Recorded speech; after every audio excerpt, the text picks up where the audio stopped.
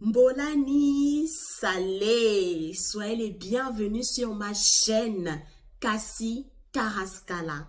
J'espère que vous vous portez bien, que vous avez passé de bonnes fêtes de fin d'année et que vous et votre famille, vous allez très bien, surtout au niveau de la santé.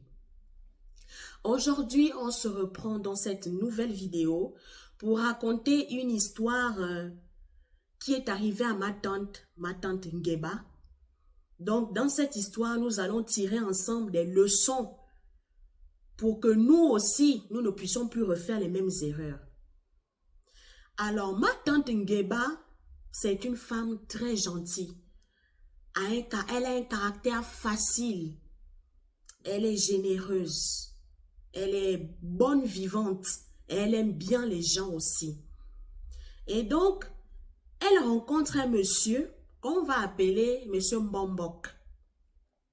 Monsieur Mbombok, quand il rencontre ma tante Ngeba, il tombe amoureux, vu que c'est une femme exceptionnelle, c'est une femme gentille, et elle correspond surtout à ses critères. Donc, il décide d'épouser ma tante Ngeba, parce qu'il est amoureux de ma tante. Voilà comment il se marie. Quand il se marie, vous savez, dans la vie, il y a les hauts, il y a les bas. Voilà comment un problème surgit. Ma tante Ngeba perd son emploi. Ah, la partie où l'acteur meurt. Quand ma tante perd son emploi comme ça, voilà comment M. Mbombok change de comportement avec elle. Il commence à l'insulter dans la maison, la dénigrer, rentrer tard. Dès que ma tante dit seulement « Ah », M. Mbombok pète un câble. Dès que ma tante dit « Z », M. Mbombok pète un câble. Dès que ma tante touche à une cuillère, M. Mbombok pète un câble. C'était que comme ça dans la maison. Que comme ça. Ma tante ne comprenait plus rien. Elle ne comprenait plus ce retournement de situation. Elle se posait des questions que, mais qu'est-ce qui se passe avec M. Mbombok? Tout ça simplement parce que j'ai perdu mon emploi, que je suis devenue une serpillière vis-à-vis de cet homme-là. Elle était devenue la serpillière de M. Mbombok. Dès que ma tante respire seulement comme ça, M. Mbombok pète un câble. C'était que comme ça dans la maison. Jusqu'au jour où M. Mbombok a décidé d'aller voir un marabout. Il a dit au marabout là que j'en ai marre de ma femme. Non seulement elle a perdu son emploi, elle est devenue une charge financière pour moi. Elle ne fout rien dans la maison, j'en ai marre. Il faudrait que tu me débarrasses le plancher de cette femme-là. Le marabout a dit qui est. C'est déjà arrivé à ce niveau, jusqu'à ce que tu veux maintenant chasser la femme. Le monsieur Mbombok a dit que je veux la déguerpir de ma vie. Trop, c'est trop. Le marabout a dit que ok, il n'y a pas de problème. Est-ce que tu es prêt à mettre le prix qu'il faut? Parce que ce genre de choses-là, l'argent à terre avant de parler. C'est comme ça que monsieur Mbombok a dit que si c'est une question d'argent, il n'y a pas de problème. Il a déposé une grosse somme. Le marabout a dit que ok, à partir de là maintenant on peut commencer à parler les vraies choses. Je vais te faire un travail. Un travail très, très, très dangereux. Le travail là, il me faut 2 poupées vaudou. Les 2 poupées là, je vais les placer en opposé comme ça. Ça, la première poupée représente ta femme. Ici, la deuxième poupée te représente. Je vous mets en opposition comme ça là, dos à dos. Comme ça, tout ce qui va se passer, ce sera seulement que les problèmes. Et aucune personne ne pourra résoudre vos problèmes. Jusqu'à la fin des temps, vous allez être en opposition. Monsieur Mbombok a dit que oui, c'est ce que je veux.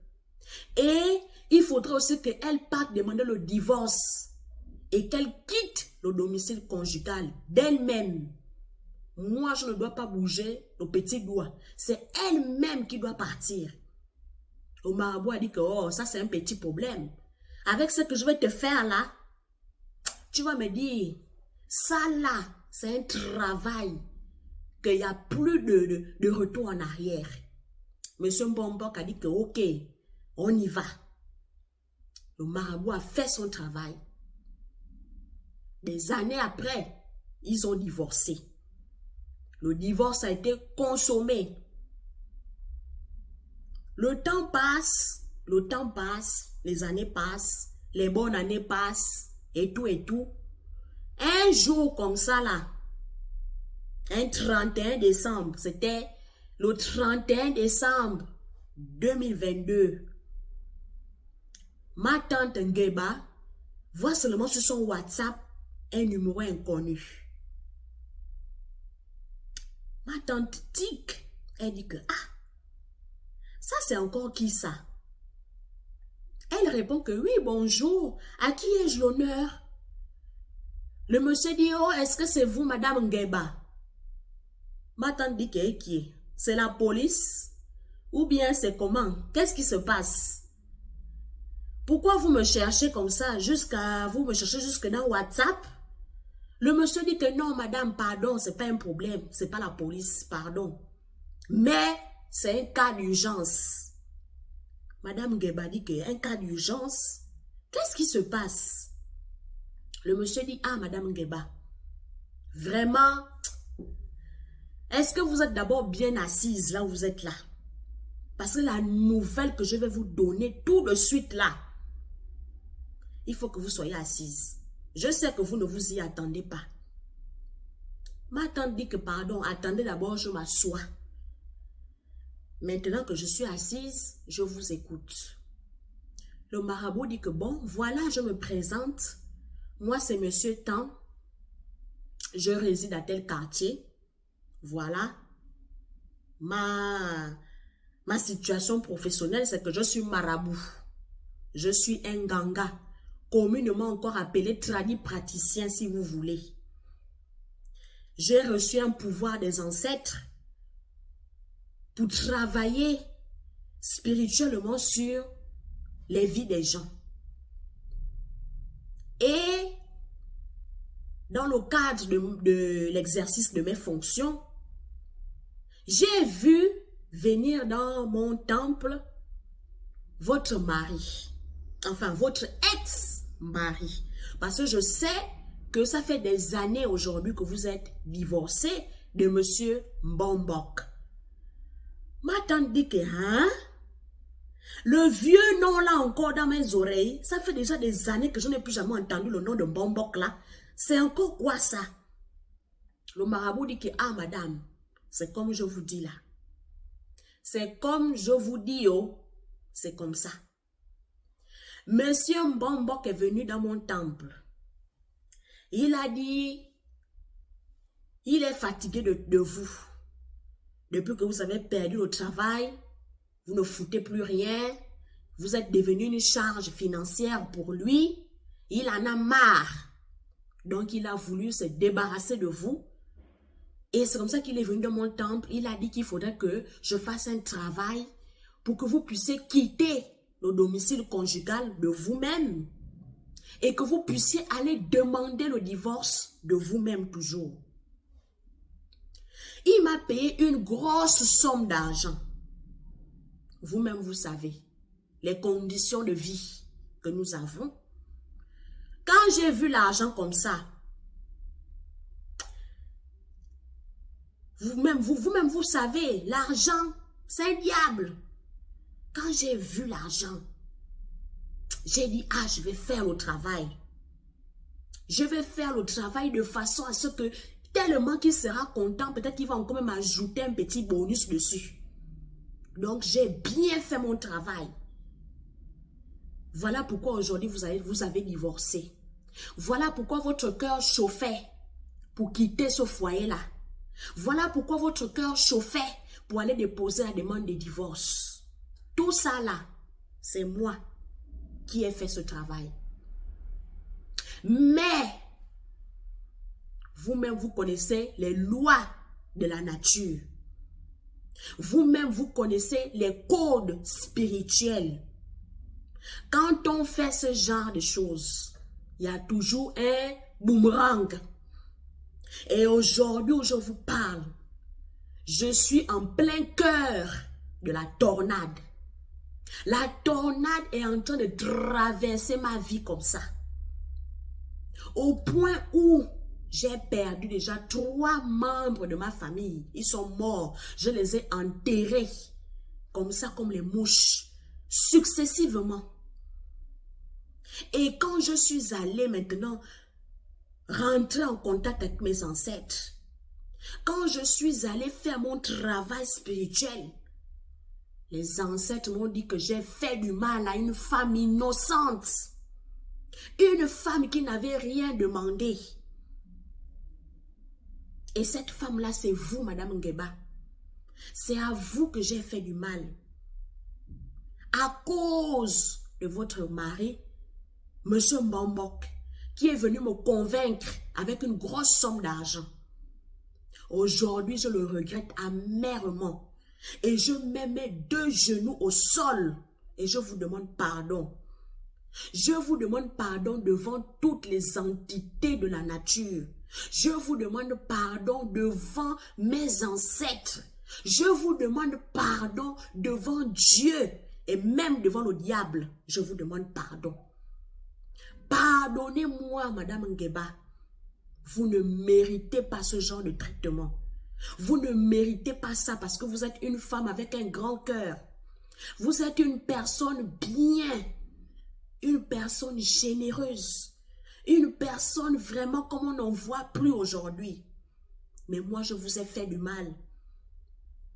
Et je tiens à vous dire que même du côté de votre ex-mari, là, Monsieur Mbambok, là-bas aussi, la situation est gâtée.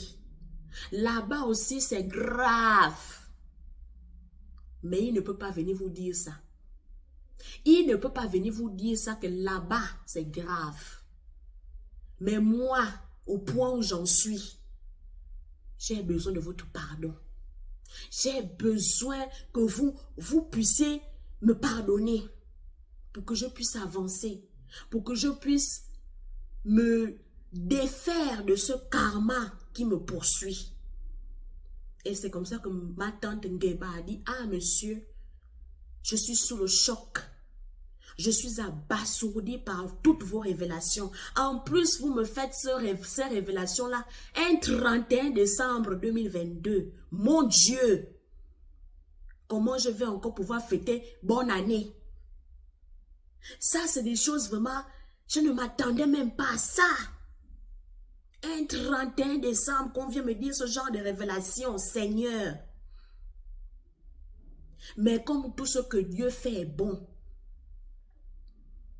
je vous remercie d'être venu me dire ça.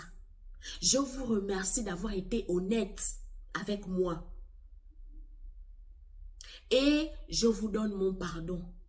Je vous présente aussi mes condoléances pour les 3 personnes de votre famille que vous avez, qui sont décédées.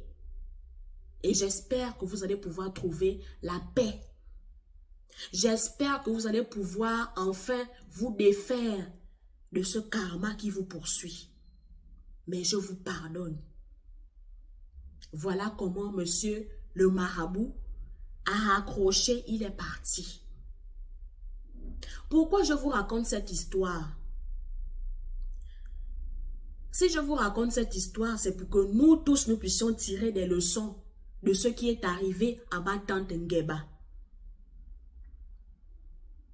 Et ça, la leçon à tirer de cette histoire, c'est vous-même qui allez tirer cette leçon. Aujourd'hui, je ne donne pas de leçon à tirer. Vous-même, vous allez pouvoir faire vos propres conclusions. Parce que l'histoire est terrible. L'histoire est trop terrible.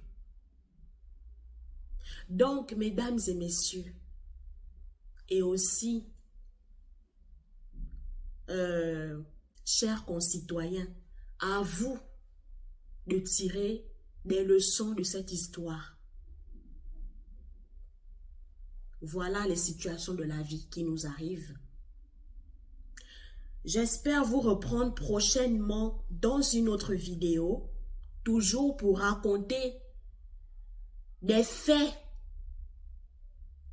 choquants qui sont arrivés aux membres de ma famille ou à moi-même pour nous édifier afin que nous aussi, nous ne puissions plus commettre les mêmes erreurs.